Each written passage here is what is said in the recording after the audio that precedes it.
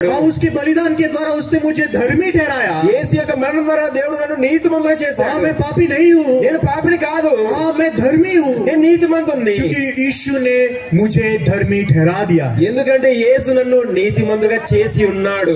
उस समय में आप सच्ची खुशी और आनंद आपके मन में पास। ఆ సమయంలో మీ మనసులో నిజమైన సంతోషం ఆనందాన్ని పొందుకోగలుగుతారు। क्या आज आपके पास इस सवाल का जवाब है? మరి ఈ రోజు మీ దగ్గర ఈ ప్రశ్నకు సమాధానం ఉందండి? आप पापी हैं या धर्मी हैं? మీరు పాపియా లేకుంటే నీతిమంతులా? आज अगर आपको वचन सुनने के बाद में ये विश्वास आया है कि हाँ मैं धर्मी हूँ, మరి ఈ రోజు ఈ యొక్క వాక్యం వినడం ద్వారా నేను నీతిమంతుడన్న విశ్వాసం మీ దగ్గరకు तो फिर వచ్చినట్లయితే आपका हाथ आप ऊपर उठाकर आप बता सकते हैं हाँ मेरे पास विश्वास है कि मैं धर्मी हूँ। మీ చేతులు పైకెత్తి మీరు చెప్పవచ్చు నేను విశ్వాసం నీతిమంతుడని మీరు చేతులు ఎత్తి మీరు చెప్పవచ్చు।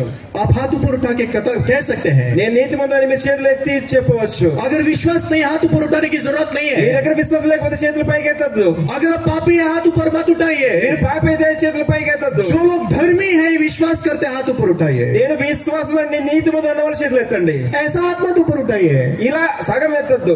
आधे धर्मी है क्या? సగం మాత్రమే నీతిమంతులు అయ్యారా? पूरा धर्मी है ना? పూర్తిగా నీతిమంతులు पूरा धर्मी है तो पूरा हाथ ऊपर उठा सकते हैं। పూర్తిగా చేయమని నీతిమంతులు అయితే పూర్తిగా ये कोई शर्म की बात नहीं है, ఇది సిగ్గుపడాల్సిన అవసరం ये లేదు। आनंद की बात है। ఇది సంతోషించాల్సిన విషయం। यीशु मसीह के बलिदान ने हमें धर्मी ठहराया యేసు है, యొక్క బలి ద్వారా మనం నీతిమంతులుగా అయ్యాం। जो हम खुद नहीं बन सके। మన ద్వారా అవ్వలేదు। परमेश्वर ने हमारे लिए वो असंभव काम पूरा किया। దేవుడు అసంభవమైన ఆ పనిని మన కోసం పూర్తి చేశాడు। आमीन। మరి యేసుక్రీస్తు తిరిగి లేవడం పునరుద్ధావడం కూడా मनुष्य जाति के पाप के दंड को चुकाकर परमेश्वर ने हमको कैसे धर्मी ठहराया है उसकी गवाही देने के लिए था। మనిషి యొక్క పాపాన్ని కడిగి వేశాడనే విషయం తెలియజేస్తూ ఆయన తిరిగి లేచి మనల్ని నీతిమంతులుగా చేశాడు అనే విషయాన్ని తెలియజేస్తున్నాడు। आज बाइबल में से एक कहानी के बारे में मैं आपसे बात करना चाहता हूँ, బైబిల్లోని ఒక స్టోరీ ద్వారా నేను మీకు వివరించాలనుకుంటున్నాను। जो यीशु मसीह के पुनरुत्थान के दिन की कहानी है। మరి ఇది యేసుక్రీస్తు తిరిగి లేచిన తర్వాత రోజున జరిగిన సన్నివేశం। जब यीशु मसीह क्रूस पर मरने के तीसरे दिन, యేసుక్రీస్తు మరణించిన తర్వాత మూడవ రోజు ये तीन स्त्रियां बाइबल में जिनके बारे में लिखा गया है, मगदलिया मरिया, याकूब की मां मरिया और सलोमे। మరి ముగ్గురు స్త్రీల గురించి రాయబడి ఉంది। మగ్దలేని మరియా, యాకోబు తల్లైన మరియా, అదే విధంగా సలోమి గురించి రాయబడి ఉంది। ये लोग अपने हाथों में सुगंधित द्रव्य जो बहुत ही महंगे और बहुत ही मूल्यवान आते हैं वो लेकर यीशु मसीह से मिलने के लिए कब्र के पास जाने लगे। మరి చాలా ఖరీదైన సుగంధ ద్రవ్యాన్ని తీసుకొని వారు యేసుక్రీస్తు యొక్క సమాధి వైపు వారు వెళ్తూ వచ్చారు। और जब हम देखते हैं ये तीन स्त्रियां ये सब कुछ यीशु के लिए कर रही है, మరి ఈ ముగ్గురు స్త్రీలు కూడా ఈ సుగంధ ద్రవ్యాన్ని తీసుకొని కూడా అంతా కూడా క్రీస్తు కోసం చేస్తున్నారు। लेकिन फिर भी उनके मन में उनके चेहरे पे कोई भी खुशी या आनंद दिखाई नहीं देता। అయినప్పటికీ వారి యొక్క ముఖంలో ఎటువంటి సంతోషము ఆనందము కనిపించడం లేదు। यदि आप उनके चेहरे को देखोगे तो మీరు ఇక్కడ వారి ముఖాల వైపు చూసినట్లయితే उनके चेहरे पे सिर्फ दुख, निराशा और बहुत ही उदासी दिखाई देती है। వారి ముఖంలో దుఃఖము, నిరాశ, బాధ మాత్రమే కనిపిస్తున్నాయి। असलियत में यीशु मसीह ने मरने से पहले कई बार अपने मृत्यु की भविष्यवाणी की थी। మరి యేసుక్రీస్తు ఆయన మరణించినప్పుడు నేను తిరిగి మూడో రోజు లేస్తాను, और मैं तुमसे पहले गलील को जाऊंगा। మీకంటే ముందు నేను గలీలకి వెళ్తాను। आज हम लोग उस पुनरुत्थित यीशु को देख पाएंगे। ఈ రోజు ఆ తిరిగి లేచిన యేసుని మనం చూద్దాము। यीशु जब जी उठा है वो कैसे दिखता होगा, యేసుని తిరిగి లేచిన తర్వాత ఎలా ఆయన కనిపిస్తాడు, हम लोग जाकर उससे मिलेंगे। ఇప్పుడు మనం వెళ్ళి కలుస్తాము। आज तो बहुत खुशी और आनंद मनाने का दिन है। ఈ రోజు మనం సంతోషంగా ఆనందంగా గడపవలసిన సమయము। वो आनंद और खुशी के साथ गलील को जाने के बजाय వారు సంతోషంగా ఆనందంగా గలీలకు వెళ్ళవలసిన బదులుగా वो लोग दुख और निराशा से भरकर कब्र की ओर जा रही थी। వారు దుఃఖంతో నిరాశతో సమాధి వైపు వెళ్తున్నారు। आज जब लोग परिस्थिति और सोच पर विश्वास करते हैं, ఎప్పుడైతే ప్రజలు పరిస్థితి వైపు వారి యొక్క ఆలోచన వైపు విశ్వాసం చూపిస్తారో वो लोग दुख और तकलीफ से भरा हुआ जीवन जीते। వారు దుఃఖముతో కష్టాలతో జీవించే జీవితాన్ని జీవిస్తారు। लेकिन जब परमेश्वर के वचन पर विश्वास करने वाला जीवन जीते हैं, ఎవరైతే దేవుని యొక్క వాక్యమందు విశ్వాసం నుంచి జీవిస్తారో उस समय में उनकी परिस्थिति भी दुख की क्यों ना हो, వారి యొక్క పరిస్థితి కష్టంగా ఉన్నప్పటికీ फिर भी वो लोग आनंद के साथ में परमेश्वर के वचन पर विश्वास करके जीवन को जी सकते వారు చాలా సంతోషంగా వాక్యం నమ్ముతూ జీవించగలరు। చేయగలుగుతారు. आज की ये शाम केवल आप एक ड्रामा देखें ये हम नहीं चाहते, ఇక్కడ మీరు కేవలం డ్రామా చూడాలని మేము కోరుకోవడం లేదు, కానీ बल्कि यीशु मसीह पर विश्वास करने से आपके जीवन में क्या बदलाव आएगा वो हम आपको बताना चाहते हैं. యేసుని నమ్మడం ద్వారా మీ జీవితంలో ఎటువంటి మార్పు వస్తుందనే విషయాన్ని మేము తెలియజేయాలనుకుంటున్నాం. ये 3 स्त्रियां यीशु से प्यार तो करती थी, ఈ ముగ్గురు స్త్రీలు యేసుని ప్రేమిస్తున్నారు, लेकिन उन्होंने यीशु पर विश्वास नहीं किया, కానీ యేసు పట్ల వారు విశ్వాసం ఉంచలేదు. इसलिए वो लोग कब्र के पास चली गई. అందుకే వారు సమాధి వైపు వెళ్ళిపోయారు. लेकिन आप जानते हैं धन्यवादित की बात क्या है, కానీ సంతోషించాల్సిన విషయం ఏంటో తెలుసా అండి? क्योंकि उन्होंने यीशु मसीह के वचन पर विश्वास नहीं किया, इसलिए परमेश्वर ने उनसे नफरत नहीं की. మరి యేసు యొక్క మాట పట్ల వారు విశ్వాసం ఉంచలేదు కాబట్టి దేవుడు వారిని ద్వేషించలేదు. आज हम सब लोग इन 3 स्त्रियों के समान परमेश्वर के वचन के सत्य और परिस्थिति के सत्य के बीच में हम वचन के सत्य को छोड़कर परिस्थिति के सत्य को विश्वास करना चुनते हैं. ఈ రోజుల్లో మనం ఎలా జీవిస్తున్నామంటే దీని యొక్క వాక్యం మన మధ్యలో ఉంది, అదే విధంగా పరిస్థితి కూడా ఉంది, కానీ వాక్యానికి బదులుగా మనం పరిస్థితిని నమ్ముతూ ఉన్నాం. लेकिन हम ऐसा करने की वजह से परमेश्वर हमसे नफरत नहीं करता, ఇలా చేయడం ద్వారా దేవుడు మనల్ని ఏమీ ద్వేషించడం లేదు, बल्कि परमेश्वर हमको मौका देता है ताकि हम परिस्थिति से फिरकर वचन के सत्य पर विश्वास कर सके. దాని ద్వారా దేవుడు మనకు మరొక అవకాశం ఇస్తున్నాడు. పరిస్థితిని నమ్మకుండా దీని యొక్క వాక్యం నమ్మే విధంగా మనం నడిపిస్తున్నాడు. इन 3 स्त्रियों के जीवन में भी परमेश्वर ने वो मौका दिया. మరి ఈ ముగ్గురు స్త్రీల జీవితంలో కూడా దేవుడు ఒక అవకాశం जब ఇచ్చాడు. ये 3 स्त्रियां कब्र के पास पहुंची, ఎప్పుడైతే ఈ ముగ్గురు స్త్రీలు సమాధి దగ్గరికి చేరుకున్నారో वहां पर यीशु नहीं था, అక్కడ యేసు లేడు. क्योंकि यीशु ने कहे वचन के अनुसार वो जी उठा था और उनसे पहले गलील को गया था. ఎందుకంటే యేసు చెప్పిన మాట ప్రకారంగా ఆయన తిరిగి లేచాడు, గలీలకు వెళ్ళిపోయాడు. इसलिए वहां पर यीशु से वो नहीं मिल सके, అందుకే వారు అక్కడ యేసుని కలుసుకోలేకపోయారు. परंतु परमेश्वर ने वहां पर एक स्वर्गदूत को रखा था. కానీ అయినప్పటికీ అక్కడ దేవుడు ఒక దేవదూతని ఏర్పాటు చేశాడు. उस स्वर्गदूत को वहां पर रखने का क्या जरूरत था? దేవుడు ఎందుకు ఆ దేవదూతని అక్కడ ఏర్పాటు చేశాడు? क्योंकि परमेश्वर जानता था कि ये 3 स्त्रियां यीशु से प्यार तो करती है लेकिन यीशु पर विश्वास नहीं करती. ఈ ముగ్గురు స్త్రీలు యేసుని ప్రేమిస్తారు కానీ విశ్వాసం ఉంచరు అన్న విషయం దేవుడికి ముందే తెలుసు. इसलिए वो लोग गलील को जाने के बजाय कब्र के पास आएंगे. వారు గలీలకు వెళ్ళడానికి బదులుగా వారు సమాధి వైపు వెళ్ళారు. परमेश्वर ने इस स्वर्गदूत को इसलिए रखा ताकि ये स्वर्गदूत उन्हें उस कब्र से फिरकर गलील की ओर मार्गदर्शन कर सके. మరి ఆ ముగ్గురు స్త్రీలు స్వర్గదూత ద్వారా విన్న విషయం తెలుసుకొని గలీలకు వెళ్లే విధంగా దేవుడు ఏర్పాటు చేస్తూ వచ్చాడు. ताकि ये स्वर्गदूत उन स्त्रियों को परिस्थिति पर और सोच पर विश्वास करने से फिरकर वचन पर विश्वास करने के लिए चला सके. ఈ స్వర్గదూత ద్వారా ఆ పరిస్థితి వైపు కాకుండా వారు దీనికి వాగ్దానం వైపు నడిచే వారిగా ఏర్పాటు చేయడం జరిగింది. मैं एक पास्टर हूँ, నేను ఒక పాస్టర్ గా ఉన్నాను. मेरा काम है लोगों को बाइबल सिखाना. నా యొక్క పని అంటే ప్రజలకి దీని యొక్క వాక్యాన్ని ప్రకటించడం, వివరించడం. अगर मुझे कुछ सिखाना है तो मुझे पहले वो सीखना बहुत जरूरी है. నేను ఇతరులకు నేర్పించాలంటే మొట్టమొదటిగా నేను దాని గురించి చాలా నేర్చుకోవాలి. इसलिए जब मैंने बाइबल का जो मुख्य संदेश है वो मैंने जाना, అందుకే బైబిల్లోని ముఖ్య సందేశం ఏదో నేను తెలుసుకున్నప్పుడు तो मैंने समझा बाइबल परमेश्वर ने मनुष्य को अच्छा शिक्षण देने के लिए या उनके जीवन में आशीष देने के लिए नहीं दी. దేవుడు బైబిల్ వారి యొక్క జీవితంలో మంచి మార్పు తీసుకురావాలి, లేకపోతే వారి జీవితాన్ని మార్చివేయాలి, మంచి శిక్షణ ఇవ్వాలి దానికోసం ఇవ్వలేదు. मनुष्य को बाइबल देने के पीछे परमेश्वर का स्पष्ट उद्देश्य है, దేవుడు మనిషికి బైబిల్ ఇవ్వడం దానికి వెనకాల ఉన్న ఉద్దేశం అనేది మంచి ఉద్దేశం అనేది ఉంది. और वो उद्देश्य यह है कि मनुष्य जो आदम के द्वारा पाप में जन्मा है उसे पाप से मुक्ति और उद्धार का मार्ग दे. మనుషులు ఆదాము ద్వారా వారు జన్మ పూర్వకంగా వారు పాపంలో జన్మించారు కాబట్టి దాని నుంచి బయటికి రావడానికి, రక్షింపబడడానికి ఆయన ఏర్పాటు చేయడం జరిగింది. क्योंकि अगर एक मनुष्य पापी बनकर जन्म लेता है ఒక మనిషి పాపంలో అతను జన్మించినట్లయితే और पाप से उद्धार या पाप से मुक्ति पाए बिना अगर मर जाता है, పాపం నుంచి విడుదల పొందుకోకుండా, రక్షణ పొందుకోకుండా మరణించినట్లయితే फिर वो मनुष्य कोई भी क्यों ना हो, అతను ఎటువంటి వ్యక్తి అయినప్పటికీ, वो मनुष्य कैसा भी क्यों ना हो, అతను ఎలాగున్నప్పటికీ वो व्यक्ति नरक की अग्नि में जाए बिना नहीं रह सकता. వారు అతను ఖచ్చితంగా నరకానికి వెళ్ళవలసిందే. इसलिए मनुष्य के जीवन में इस जीवन को जीते समय बहुत सारी अलग अलग प्रकार की समस्या आती रहती है. అందుకే ఈ జీవితంలో ఈ లోకంలో జీవిస్తున్నప్పుడు మనుషులకి రకరకాలైన సమస్యలు వస్తూనే ఉంటాయి. चाहे वो बीमारी की समस्या हो, అది అనారోగ్య సమస్య కావచ్చు, कर्जे की समस्या हो, कर्जा डेट, అప్పుల సమస్య ఉండొచ్చు, या फिर पारिवारिक समस्या हो, లేకుంటే फैमिली प्रॉब्लम, కుటుంబ సమస్య ఉండొచ్చు, कोई भी समस्या क्यों ना हो, ఏదైనా సమస్య ఉండొచ్చు. मनुष्य की सारे समस्या से बढ़कर मनुष्य की मुख्य समस्या है मनुष्य के मन में रहने वाला पाप. మనిషి జీవితంలో ఉన్న అన్ని సమస్యల కంటే పెద్ద సమస్య ఏదైనా ఉందంటే మనిషి జీవితంలో ఉన్న పాపం.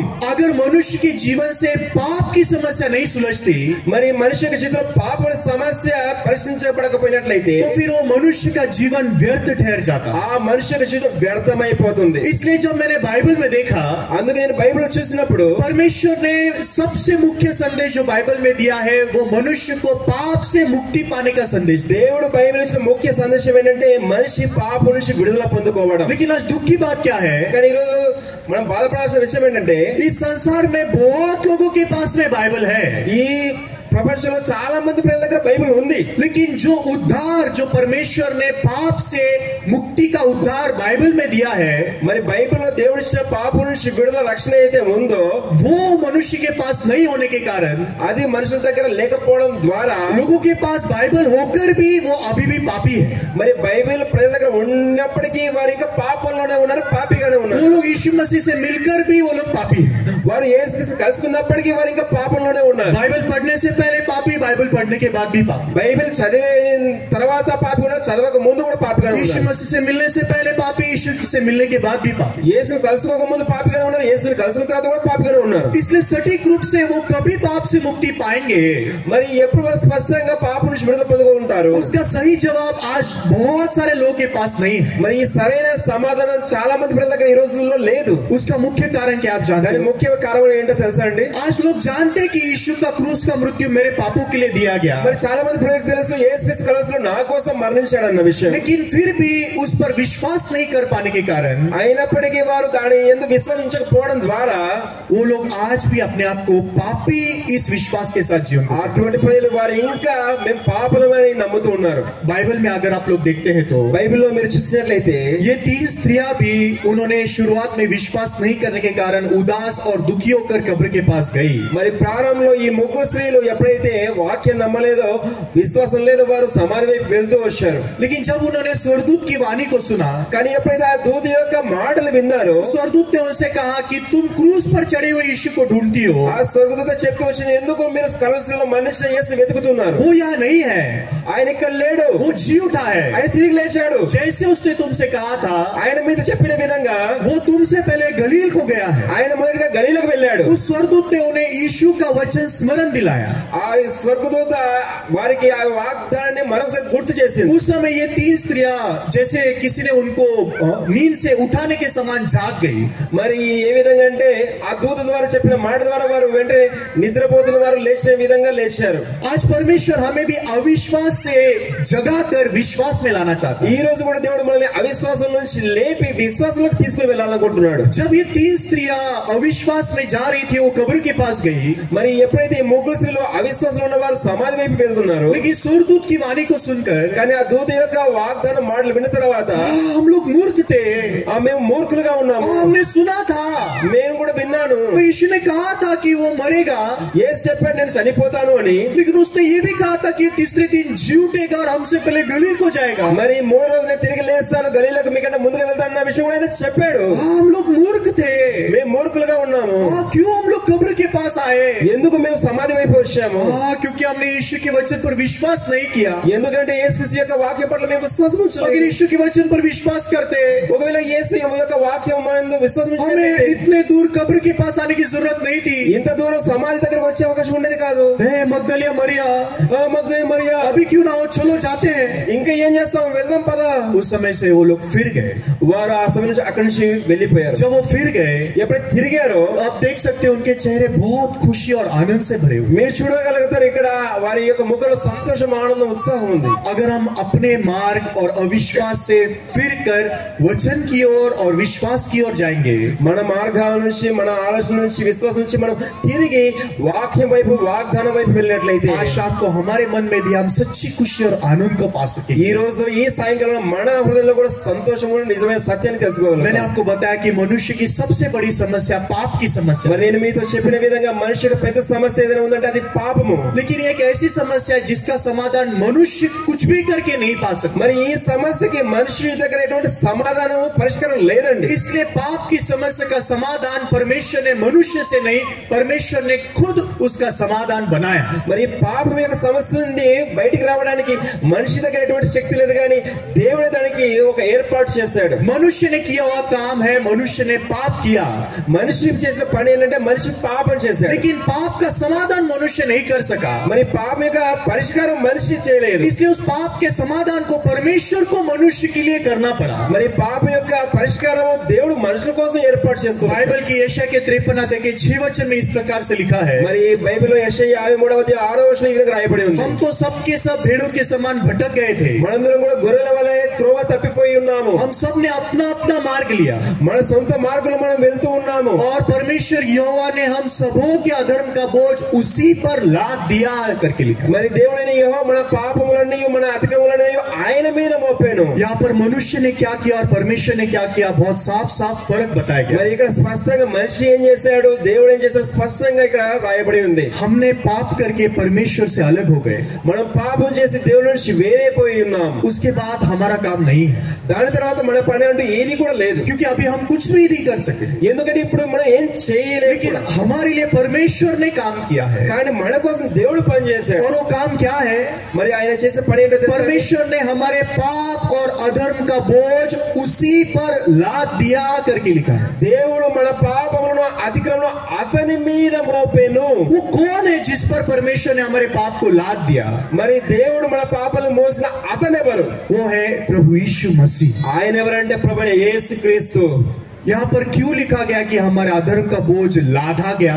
మరి ఇక్కడ ఎందుకు రాయబడింది మన అతిక్రమములు ఆయన మీద మోపబడేదని? क्योंकि यीशु मसीह संसार में आने से पहले, యేసుక్రీస్తు ఈ లోకంలోకి రాకముందే परमेश्वर ने पहले ही मनुष्य को यीशु मसीह के द्वारा पाप से उद्धार देने की योजना बनाकर रखी थी। దేవుడు మనిషి యొక్క పాపం కోసము యేసుక్రీస్తుని పంపించాలి అన్న ఒక ప్రణాళిక ఏర్పాటు చేశాడు. लेकिन यीशु को भेजने से पहले परमेश्वर दिखाना चाहता था कि किस तरीके से परमेश्वर हमारे पाप को क्षमा करेगा। యేసుని పంపించకంటే ముందు దేవుడు ఏ విధంగా మన పాపాలను తీసివేయాలన్న ఒక ప్రణాళిక ఒక ఏర్పాటు చేయడం జరిగింది. इसलिए पुराने नियम में पाप बलि के विधि के द्वारा परमेश्वर ने वो बात स्पष्टता से बताई। మరి పాత నిబంధనలో పాప పరిహారార్థ బలి ద్వారా ఆయన స్పష్టంగా చూపిస్తూ ఉన్నాడు. आज बहुत लोग सोचते हैं कि पाप करने के बाद अगर हम पाप क्षमा मांगेंगे और पापों के लिए प्रार्थना करेंगे तो पाप क्षमा होंगे। మరి ఈరోజు చాలా మంది ఎలా ఆలోచిస్తారంటే పాపం చేసిన తర్వాత పాపాలు మనం కడుక్కున్నట్లయితే లేకుంటే ప్రార్థించినట్లయితే పాపాలు కడివేయబడతాయి. परमेश्वर का वचन ऐसा नहीं कहता। కానీ దేవుని యొక్క వాక్యం ఈ విధంగా రాయబడింది. परमेश्वर के वचन में लिखा है पाप की मजदूरी मृत्यु है। మరి దేవుని యొక్క వాక్యం సెలవిస్తుంది పాపంలో జీతం మరణము. और बाइबल में ये भी लिखा है कि लहू बहाए बिना पापों की क्षमा नहीं మరి होती। బైబిల్ ఈ విధంగా రాయబడింది రక్తం చిందింపకుండా పాప క్షమాపణ కలుగదు. परमेश्वर ने पुराने नियम में पशु के बलि के द्वारा इस बात को सिद्ध किया कि पापों की क्षमा के लिए मृत्यु और लहू बहाना कितना महत्वपूर्ण है। మరి పాత నిబంధనలో దేవుడు స్పష్టంగా తెలియజేస్తూ వచ్చాడు ఒక పశువుల యొక్క మరణము అదే విధంగా రక్తం అనేది ఎంత అవసరం పాపం యొక్క క్షమాపణ కోసం. इसलिए बाइबल के पुराने नियम के लेव व्यवस्था में మరి ఈ పాత నిబంధనలో మరి అక్కడ ధర్మశాస్త్రంలో ఆజ్ఞలు అనేవి ఉన్నాయి. परमेश्वर ने वो पाप बलि की विधि बताई। మరి దానిలో కూడా పాప పరిహారార్థ బలి యొక్క విధానం అనేది అక్కడ తెలియజేస్తుంది. उसके विषय में एक वीडियो के द्वारा हम लोग देखेंगे। మనం ఇప్పుడు దాన్ని ఒక వీడియో ద్వారా చూద్దాము.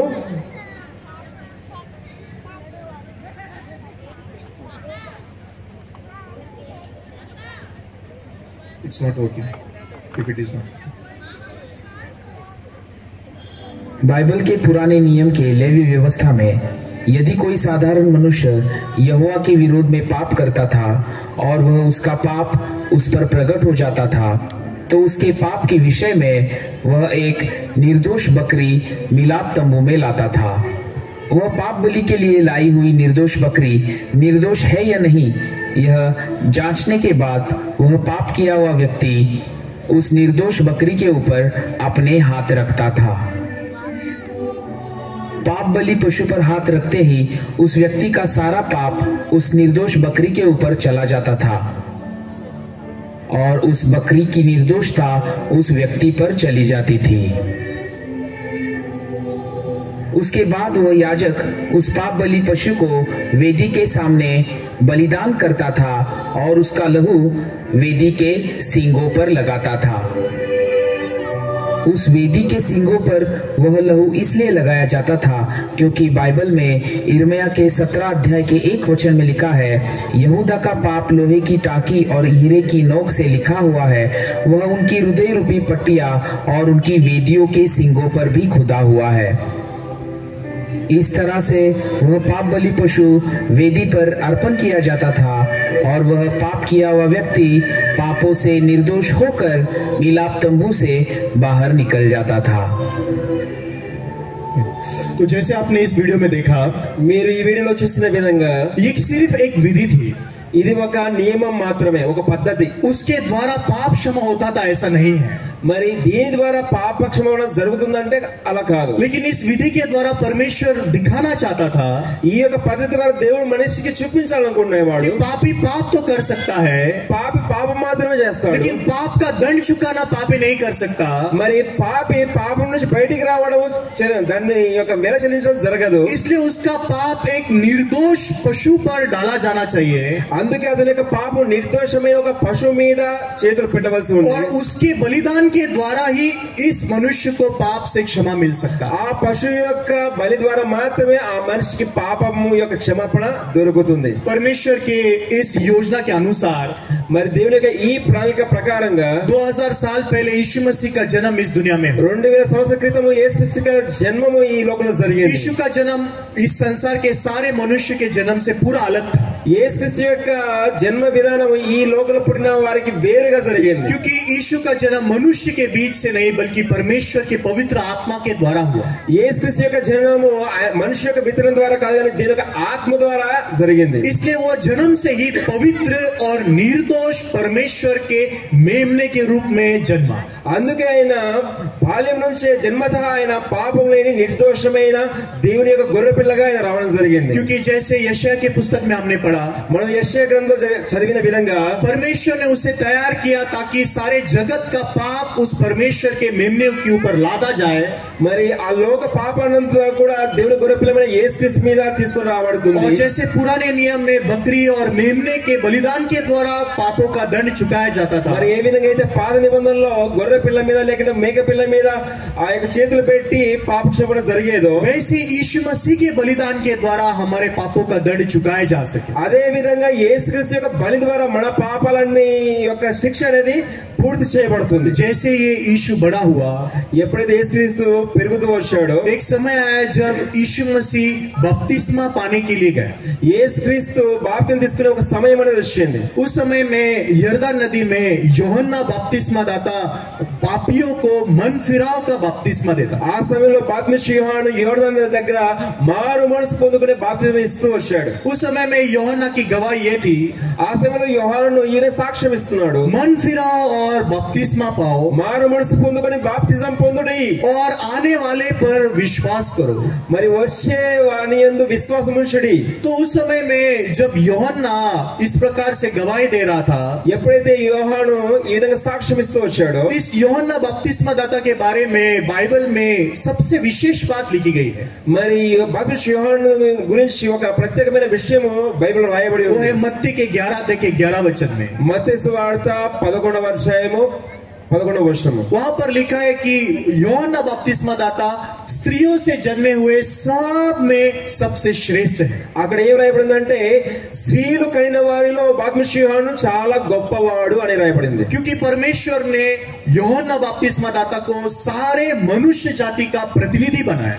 మరి ఈ బాప్తిస్మ యోహాను మనం చూసినట్లయితే దేవుడు అతనిని ఈ లోకానికి ప్రతినిధిగా ఏర్పాటు చేశాడు, ताकि उसके द्वारा सारे जगत का पाप परमेश्वर के मेमने पर यीशु मसीह पर लादा जा सके। ఆ విధంగా యోహాను ద్వారా లోక పాపం అంతా కూడా యేసుక్రీస్తు మీద మోపబడే విధంగా ఏర్పాటు చేశాడు। जब ये యోహన్నా बपतिस्मा दाता यरदन नदी में बपतिस्मा दे रहा था, ఎప్పుడైతే బాప్తిస్మ యోహాను యోర్దాను నది దగ్గర బాప్తిసం ఇస్తూ వచ్చాడో, क्योंकि యోహన్నా बपतिस्मा दाता सारे जगत का प्रतिनिधि है, మరి బాప్తిస్మ యోహాను ఈ లోకానంతటికి కూడా ప్రతినిధిగా ఉన్నాడు, हम सब मनुष्य जाति का प्रतिनिधि है, మన మనుషులందరికీ సాదృశ్యంగా ఉన్నాడు। इसलिए सारे जगत का पाप इस యోహన్నా बपतिस्मा दाता के पास में था। ఈ లోక పాపం అంతా కూడా బాప్తిస్మ యోహాను దగ్గర ఉందండి। और इस యోహన్నా बपतिस्मा दाता जिसके पास में जगत का पाप है, మరి బాప్తిస్మ యోహాను దగ్గర లోక పాపం అంతా ఉంది, इससे मिलने के लिए परमेश्वर का मेमना यीशु मसीह आया। ఆయనను కలుసుకోవడానికి దేవుడు గొర్రెపిల్లైన యేసుక్రీస్తు వచ్చాడు. ये यीशु मसीह वो है जिसके पास में सभी धार्मिकता है.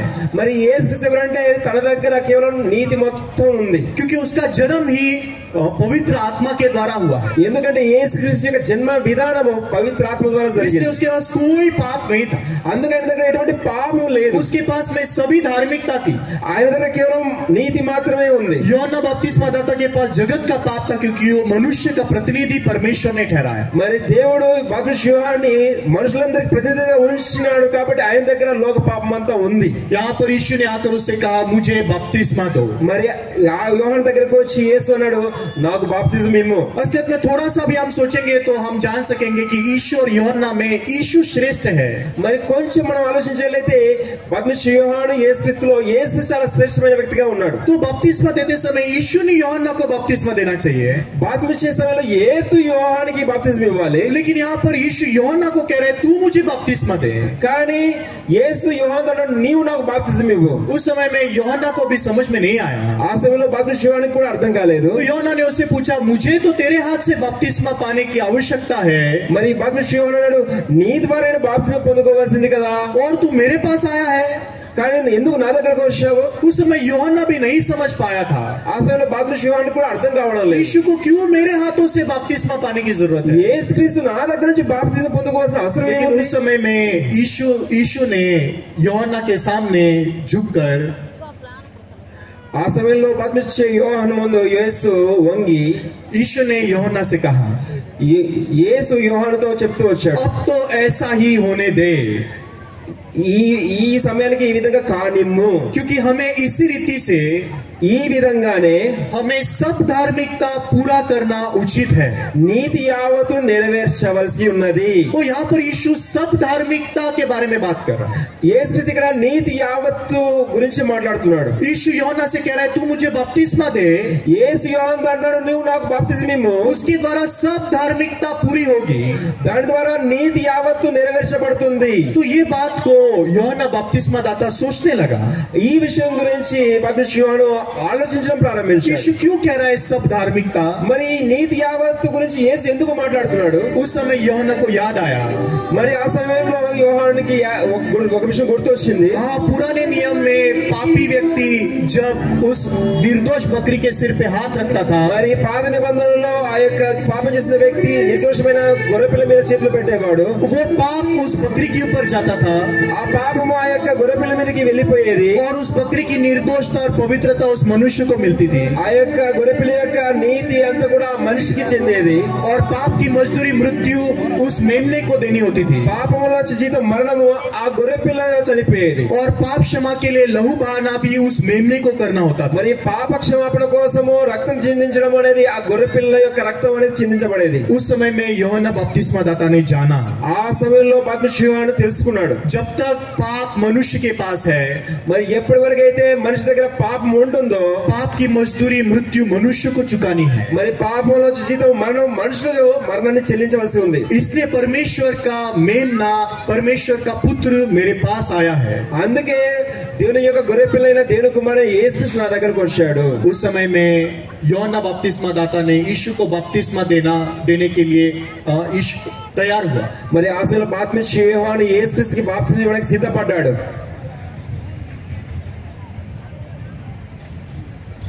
सॉरी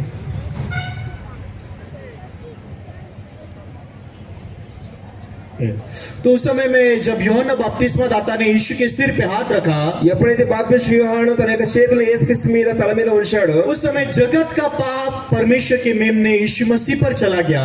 ఆ సమయంలో లోక పాపం అంతా కూడా దేవుని గొర్రెపిల్లైన యేసుక్రీస్తు మీదకి వెళ్ళిపోయింది. और जो सभी धार्मिकता परमेश्वर के मेमने के पास में थी वो सारे मनुष्य के पास आ सकी. దేవుని గొర్రెపిల్లైన యేసుక్రీస్తు దగ్గర ఉన్న మొత్తం నీదంతా కూడా బాప్తిస్మా యోహాను దగ్గరకు వచ్చేసింది. और परमेश्वर सचमुच में हमें हमारे पापों से छुड़ाने के लिए దేవుడు మనల్ని మన పాపం నుంచి విడుదల చేయడానికి परमेश्वर ने सारे जगत का पाप यीशु मसीह पर लाद दिया. దేవుడు లోక పాపానంతా కూడా యేసుక్రీస్తు మీద మోపడం జరిగింది. अभी परमेश्वर के वचन के अनुसार మరి దీని యొక్క వాక్యానుసారంగా చూసినట్లయితే व्यवस्था के अनुसार మరి ఆజ్ఞలకు అనుసారంగా पाप చూసినట్లయితే की मजदूरी यीशु मसीह को चुकानी है क्योंकि उसने जगत के पाप को उठा लिया. పాపం పాపం వల్ల వచ్చే జీతం మరణము ఇప్పుడు యేసుక్రీస్తు దగ్గరికి వెళ్ళిపోయింది కూడా ఆయన మరణించవలసి ఉంది. बाइबल में यीशु मसीह ने जो धार्मिकता मनुष्य को दी उसके द्वारा सारे मनुष्य जाति धर्मी ठहर सके. మరి బైబిల్లో మనం చూసిన విధంగా యేసు దగ్గర ఉన్న నీతి అంతా కూడా మరి మనిషికి ఇచ్చేసారు కాబట్టి మనుషులందరూ కూడా నీతిమంతులుగా తీర్చబడ్డారు. अगले दिन जब यूहन्ना बपतिस्मा दाता ने यीशु को आते हुए देखा, తర్వాత రోజు బాప్తిస్మ యోహాను యేసుక్రీస్తుని అటువైపు వస్తున్నప్పుడు చూస్తూ వచ్చాడు. यूहन्ना बपतिस्मा दाता ने गवाही दी, బాప్తిస్మ యోహాను సాక్ష్యం ఇస్తూ వచ్చాడు.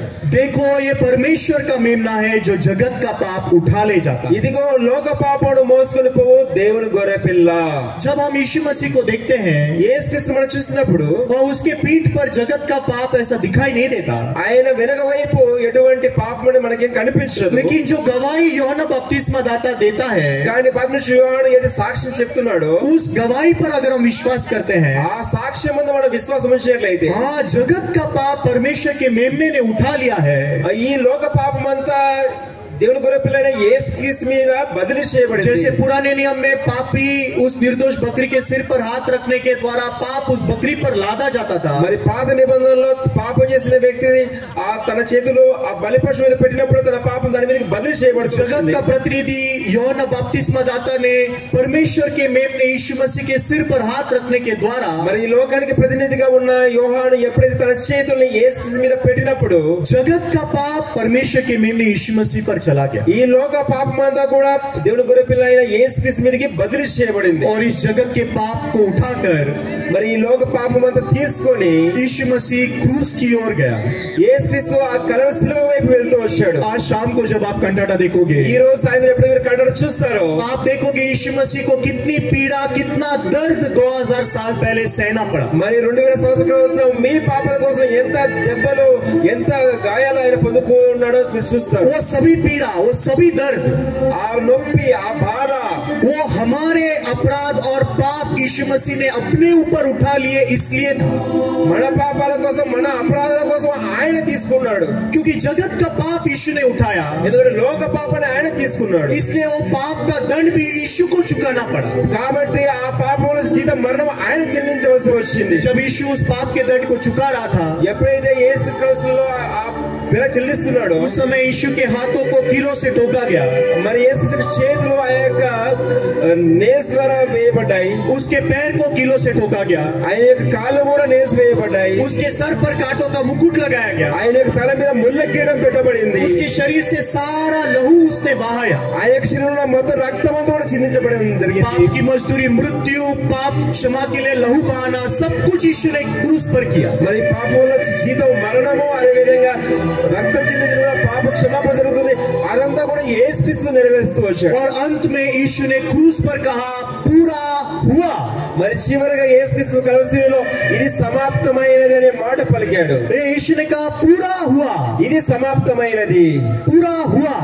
ఇది సమాప్తమైంది. यीशु ने हमारे पाप और अपराधों का दंड पूरी तरीके से चुकाया. మన పాపాల అతిక్రమణ కోసం చెల్లించవలసిన శిక్ష ఆయన పూర్తి చేశాడు. अगर हम बाइबल में रोमियो के 3 अध्याय के 23 वचन को देखते हैं, మనం రోమపత్రిక 3వ అధ్యాయము 23వ వచనం చూసినట్లయితే वहां पर मनुष्य का काम लिखा है. అక్కడ మనిషి యొక్క పని రాయబడి ఉంది. हम सब ने पाप किया और परमेश्वर की महिमा से रहित हैं. ఏ భేదము లేదు, అందరూ పాపం చేసి దేవుని అనుగ్రహించి మహిమను పొందలేకపోతున్నారు. लेकिन उसके अगले वचन में, కానీ దాని తర్వాత వాక్యం చూసినట్లయితే 24 वचन में 24వ వచనం చూసినట్లయితే बाइबल कहती है परंतु, అయినప్పటికీ क्या हुआ, కానీ इट इज स्टॉप. बाइबल कहती है परंतु కానీ उसके अनुग्रह से उस छुटकारे के द्वारा जो मसीह यीशु में है हम सेंत में धर्मी ठहराए जाते हैं. ఆయన పొందిన దెబ్బల చేత విమోచన కృప చేత మనం నీతిమంతులుగా తీర్చబడుచున్నాము. वचन में लिखा है कि हम सेंत में धर्मी ठहराए गए हैं. అక్కడ ఆయన విమోచన ద్వారా మనం ఉచితముగా నీతిమంతులుగా తీర్చబడుచున్నాము. इब्रानियों का 10 अध्याय का 10 वचन भी कहता है उसी इच्छा से हम यीशु मसीह के दिया के एक ही बार बलिदान चढ़ाए जाने के द्वारा पवित्र किए गए हैं. మరి హెబ్రీ రాష్ట్రపతిగా 10వ వచనం రాయబడింది యేసుక్రీస్తు శరీరము ఒక్కసారి అర్పింపబడి చేత ఆ చిత్తమును బట్టి మనము పరిశుద్ధపరచబడి ఉన్నాము.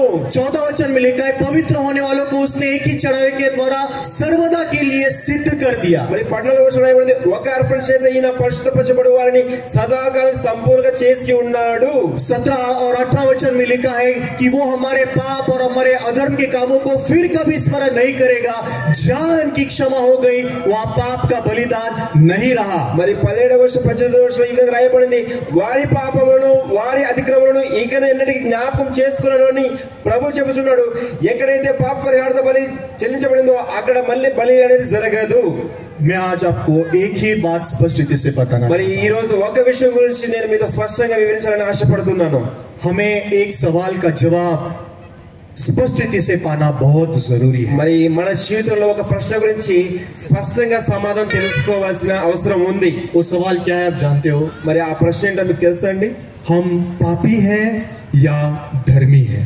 మనం పాపిగా ఉన్నామా లేకుంటే నీతిమంతులుగా చేయబడి ఉన్నామా? अगर मैं ये पास्टर को पूछता हूँ, నేను ఒకవేళ ఈ పాస్టర్ గారిని అడిగినట్లయితే, पुरुष हो स्त्री हो, మీరు స్త్రీయా లేకుంటే పురుషుడా?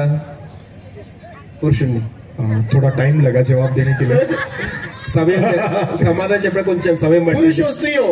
మీరు స్త్రీయా పురుషుడా? ओ पुरुष है ना. अगर मैं पूछता हूँ पुरुष है स्त्री है, నేను నువ్వు స్త్రీవా లేకుంటే పురుషుడా అని అడిగినట్లయితే, पुरुष है स्त्री है ऐसा सोचेगा तो నేను స్త్రీనా లేకుంటే పురుషుడా ఇలా ఆలోచించినట్లయితే समस्या है कि नहीं? అది సమస్యనా కాదా? स्पष्ट उत्तर होना चाहिए. స్పష్టంగా సమాధానం చెప్పాలి కదా? सही है सही नहीं है? అవునా కాదండి? जब आज मैं लोगों से पूछता हूँ నేను ఎప్పుడైతే ప్రజలను అడుగుతాను, आप पापी है या धर्मी है, మీరు పాపియా లేకుంటే నీతిమంతుడా, तो लोग पापी भी नहीं बोल सकते, ప్రజలు పాపి అని కూడా చెప్పరు, धर्मी भी नहीं बोल सकते. నీతిమంతుడు అని కూడా చెప్పరు. पापी धर्मी, పాపియా లేకుంటే నీతిమంతుడా, धर्मी पापी, నీతిమంతుడా లేకుంటే నేను పాపినా? लोग समझ नहीं पाते, ప్రజలకు అర్థం కాదు, स्पष्ट जवाब नहीं दे पाते. స్పష్టమైన సమాధానం ఇవ్వరు. अगर वचन को देखकर जवाब देंगे तो स्पष्ट जवाब दे सकेंगे. వాక్యాన్ని చూస్తూ విశ్వసిస్తూ చెప్పినట్లయితే స్పష్టమైన సమాధానం ఇస్తారు. परिस्थिति को देखकर खुद को देखकर जवाब देने के लिए जाएंगे तो मरने के दिन तक जवाब नहीं दे सकेंगे. మరి పరిస్థితి వైపు చూస్తూ వారి వైపు చూస్తూ వారు సమాధానం చెప్పినట్లయితే చనిపోయేంత వరకు కూడా వారు సమాధానం చెప్పలేరండి. मेरा संदेश खत्म हो चुका है. నా సందేశం ముగించబడబోతుంది. ये आखिरी सवाल है जो आज मैं आपको पूछना चाहता हूँ. మరి ఈ రోజు చివరి ప్రశ్న నేను మిమ్మల్ని అడగాలనుకుంటున్నాను. यहाँ पर 2 वचन लिखे हैं. ఇక్కడ 2 వాక్యాలు రాయబడ్డాయి. ये एक के पीछे एक है. ఒకదాని తర్వాత ఇంకొకటి ఉంది. 23-24 23, 24. रोमियो के 3 अध्याय का 23 वचन कहता है, हम सब ने पाप किया और परमेश्वर की महिमा से रहित है. మరి రోమపత్రిక 3వ అధ్యాయం 23వ వచనంలో ఈ విధంగా రాయబడింది, ఏ పదము లేదో అందరూ పాపము చేసి దేవుని గురించి మహిమను लेकिन పొందలేకపోతున్నారు. उसके आगे अल्प विराम है, कॉमा है, कॉमा अल्प विराम. అక్కడ కొంచెం కామా ఉంది, కొంచెం స్పేస్ ఉంది. इसका मतलब क्या है? దాని అర్థం ఏంటండి? यहाँ पर वाक्य खत्म नहीं हुआ, అక్కడ వాక్యం ముగించబడలేదు, अभी तक चालू है. అక్కడ నుంచి కొనసాగింపు ఉంది. ये आधा सच है. అది సగం మాత్రమే ఉంది. हाँ, यीशु क्रूस पर मरा, యేసుక్రీస్తు కలువరిలో మరణించాడు, वो आधी बात है.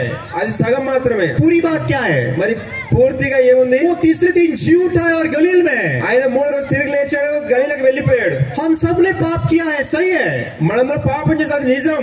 लेकिन बाद में आगे परमेश्वर ने क्या किया वो भी लिखा है ना. దాని తర్వాత దేవుడు ఏం చేశాడు అది కూడా రాయబడి ఉంది కదండి. यहाँ पर 24 में लिखा है परंतु. 24 రాయబడింది కానీ. परंतु కానీ मतलब అంటే हमने ऐसा किया, మనం ఇలా చేశాము, मनुष्य ने ये किया, మనుషులు ఈ విధంగా చేశాం, मनुष्य ने सबने पाप किया है, మనుషులందరూ పాపం చేశారు. परंतु అయినప్పటికీ उसके अनुग्रह से उस छुटकारे के द्वारा जो मसीह यीशु में है, ఆయన కృప చేత ఆయన పొందిన విమోచన చేత सेंत मेंत धर्मी ठहराए जाते हैं. మనందరం ఉచితముగా నీతిమంతులుగా తీర్చబడుచున్నాము. आमेन ఆమేన్, आमेन. ఆమేన్. परमेश्वर ने हमको हवा मुफ्त में दी, మరి దేవుడి యొక్క రక్షణ ఉచితంగా ఇచ్చాడు. परमेश्वर ने बारिश मुफ्त में दी, దేవుడు మనకి గాలిని వర్షాన్ని ఉచితంగా ఇస్తున్నాడు. तो परमेश्वर ने हमें पापों से मुक्ति भी मुफ्त में दी है. మరి దేవుడు మనల్ని పాప క్షమాపణ కూడా ఉచితంగా ఇస్తున్నాడు. परमेश्वर ने हमको धर्मी भी मुफ्त में ठहराया. దేవుడు మనల్ని నీతిమంతులుగా ఉచితంగా చేశాడు. लेकिन आज लोग सोचते हैं नहीं मुझे कुछ करके धर्मी बनना है, इसलिए लोग आज भी खुद को धर्मी नहीं कह पाते. మరి అందుకే ప్రజలు ఇంకా ఏం చేస్తారంటే వారేదో చేసి నీతిమంతులుగా ప్రయత్నం చేయాలనుకున్నారు కూడా ఇంకా ప్రయత్నిస్తూనే ఉన్నారు. मनुष्य में से कोई भी अपने कोशिश निश्चय कर्मों से धर्मी नहीं ठहरता. మనిషి యొక్క ప్రయత్నము పనుల ద్వారా ఎవరు కూడా నీతిమంతులుగా అవ్వలేరు. अच्छा बनना धर्मी बनना नहीं होता. మంచిగా అవ్వడం అనేది నీతిమంతులుగా అవ్వడం కాదండి. लोग सोचते हैं बुरा होना मतलब पापी होना, अच्छा बनना मतलब धर्मी बनना. చెడుగా ఉండడము పాపము, మంచిగా ఉండడం నీతిగా అని అనుకుంటారు. ऐसा नहीं है. అలా కాదండి. पापी वो है जो अभी तक जिसके पास पाप है. పాపి ఎవరంటే ఎవరి దగ్గర పాపం ఉందో వారి పాపి. धर्मी वो है जो पाप से मुक्ति पाया है. పాపం నుంచి విడుదల పొందుకున్న వారు నీతిమంతులు. वचन तो कहता है कि परमेश्वर ने यीशु के बलिदान के द्वारा हमें पापों से मुक्ति दे दी है. మరి వాక్యం సెలవిస్తుంది దేవుడు యేసుక్రీస్తు ద్వారా మనల్ని పాపం నుంచి విడుదల చేశాడు. उसने हमें उस छुटकारे के द्वारा जो मसीह यीशु में है, మరి యేసుక్రీస్తు యొక్క విమోచనం ద్వారా उसने हमें सेंट में धर्मी ठहरा दिया है. మనల్ని ఉచితముగా నీతిమంతులుగా చేసి ఉన్నాడు. फिर आज पापी कौन है? మరి పాపి ఎవరండి?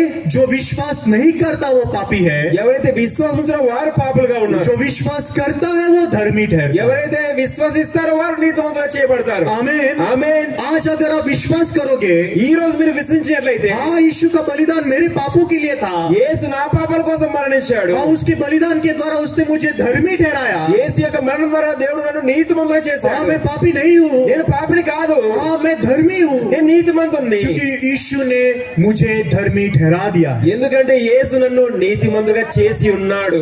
उस समय में आप सच्ची खुशी और आनंद आपके मन में पा सकते. ఆ సమయంలో మీ మనసులో నిజమైన సంతోషం ఆనందాన్ని పొందుకోగలుగుతారు. क्या आज आपके पास इस सवाल का जवाब है? మరి ఈ రోజు మీ దగ్గర ఈ ప్రశ్నకు సమాధానం ఉందండి? आप पापी है या धर्मी है? మీరు పాపియా లేకుంటే నీతిమంతులా? आज अगर आपको वचन सुनने के बाद में ये विश्वास आया है कि हाँ मैं धर्मी हूँ, మరి ఈ రోజు ఈ యొక్క వాక్యం వినడం ద్వారా నేను నీతిమంతుడన్న విశ్వాసం మీ దగ్గరకు तो फिर వచ్చినట్లయితే आपका हाथ आप ऊपर उठाकर आप बता सकते हैं हाँ मेरे पास विश्वास है कि मैं धर्मी हूँ. మీ చేతులు పైకెత్తి మీరు చెప్పవచ్చు నేను విశ్వాసం నీతిమంతుడని మీరు చేతులు ఎత్తి మీరు చెప్పవచ్చు. आप हाथ ऊपर उठा के कह सकते हैं. నేను నీతిమంతుడని మీరు చేతులు ఎత్తి చెప్పవచ్చు. अगर विश्वास नहीं हाथ ऊपर उठाने की जरूरत नहीं మీ है. దగ్గర విశ్వాసం లేకపోతే చేతులు పైకెత్తద్దు. अगर आप पापी है हाथ ऊपर मत उठाइए. మీరు పాపి అయితే చేతులు పైకెత్తద్దు. जो लोग धर्मी है विश्वास करते हैं हाथ ऊपर उठाइए. నేను విశ్వాసం నీతిమంతుడు అన్న వాళ్ళు చేతులు ఎత్తండి. ऐसा हाथ मत ऊपर उठाइए. ఇలా సగం ఎత్తద్దు. आधे धर्मी है क्या? సగం మాత్రమే నీతిమంతులు అయ్యారా? पूरा धर्मी है ना? పూర్తిగా నీతిమంతులు पूरा धर्मी है तो पूरा हाथ ऊपर उठा सकते हैं. పూర్తిగా చేయమని నీతిమంతులు అంటే పూర్తిగా ये कोई शर्म की बात नहीं है, ఇది సిగ్గుపడాల్సిన అవసరం ये లేదు. आनंद की बात है. ఇది సంతోషించాల్సిన విషయం. यीशु मसीह के बलिदान ने हमें धर्मी ठहराया యేసు है, యొక్క బలి ద్వారా మనం నీతిమంతులుగా అయ్యాం. जो हम खुद नहीं बन सके. మన ద్వారా అవ్వలేదు. परमेश्वर ने हमारे लिए वो असंभव काम पूरा किया. దేవుడు అసంభవమైన ఆ పనిని మన కోసం పూర్తి చేశాడు. आमीन. ఆమేన్. मैं आशा करता हूँ कि आज का एक कंटेंट आप सबके लिए बहुत बहुत आशीषित. మరి ఈ రోజు ఈ ఈస్టర్ కంటెంట్ అనేది మీకోసం చాలా మంచి విలువైనదని నేను ఆశిస్తున్నాను. जब आप यीशु को दुख उठाते हुए आज देखोगे, యేసు ఎప్పుడైతే ఆ కష్టమైన పరిస్థితులు కూడా వెళ్తూ ఉంటాడో हो सकता है कि आप रोगे या आप भावुक होंगे, మీరు చూస్తున్నప్పుడు మీరు ఏడుస్తారు, మీరు చాలా భావోద్వేగంగా అవుతారు. लेकिन उतना ही आप भावुक न होकर रोना मत, మరి దయచేసి అంతగా గట్టిగా ఏడవద్దండి. बल्कि आप जानना కానీ మీరు తెలుసుకోవాలి, हाँ इसके द्वारा मैं धर्मी बन सका. ఈ యేసు యొక్క మరణం ద్వారా నేను నీతిమంతుడిగా అయ్యాను. हाँ यीशु का ये मृत्यु है जिसने मुझे धर्मी ठहराया. యేసు యొక్క మరణం ద్వారా నేను నీతిమంతురాలుగా అయ్యాను. हाँ यीशु की ये पीड़ा की वजह से ही तो मैं पाप से उद्धार యేసు पाया. పొందిన దెబ్బల చేత నేను నీతిమంతుడిగా రక్షణ. ओ धन्यवाद यीशु. యేసే నీకు వందనాలు. हाँ यीशु धन्यवाद. యేసే నీకు కృతజ్ఞతలు. हाँ तेरे बलिदान की वजह से आज मैं धर्मी ठहरा. నీ బలిదానం ద్వారా నేను నీతిమంతుడిగా అయ్యాను, నీతిమంతురాలుగా అయ్యాను. तो जब आप घर लौटोगे, ఎప్పుడైతే ఇంటికి చేరుకుంటారు आप आपके मन में धन्यवादित मन लेकर लौट सको. మీరు మీ హృదయంలో సంతోషకరమైన కృతజ్ఞత హృదయంతో వెళ్ళండి. आमीन. ఆమేన్. यही तक मैं मेरा संदेश दूंगा. ఇంతవరకు నేను సందేశాన్ని ఇస్తానండి. बहुत बहुत धन्यवाद. మీ అందరికీ వందనాలు, కృతజ్ఞతలు.